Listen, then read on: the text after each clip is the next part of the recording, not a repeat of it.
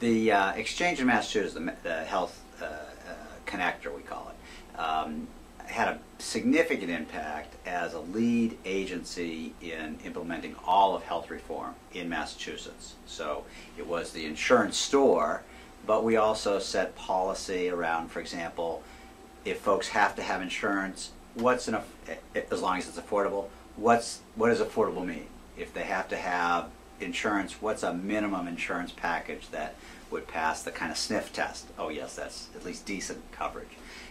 So we had a profound impact on the 400,000 plus people in Massachusetts who were newly insured within the first 2 years of health reform.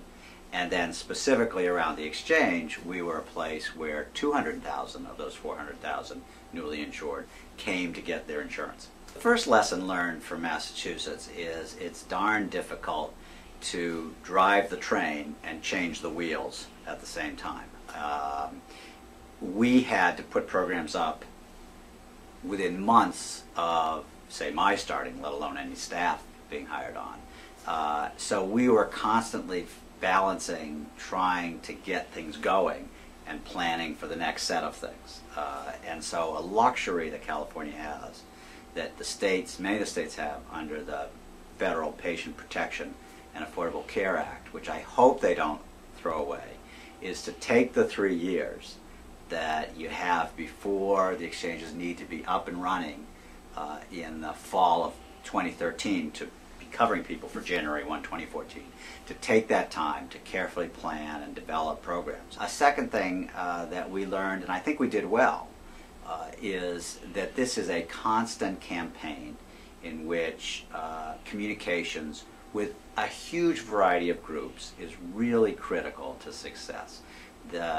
People are anxious about insurance. The uninsured are particularly not terribly knowledgeable and anxious about it. But all sorts of other folks are too, employers and brokers and doctors and hospitals and consumer groups.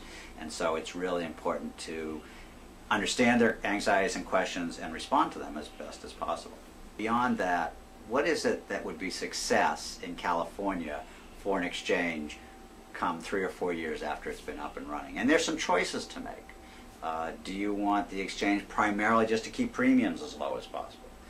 Do you want the exchange also to help transition safety net providers, health centers and county hospitals whose financial world is changing under reform, help transition them to this kind of brave new world and without seeing the loss of those critically important providers? Do you as Californians want to remake the delivery of medical care so we have more integrated, quality-focused and value-focused delivery systems?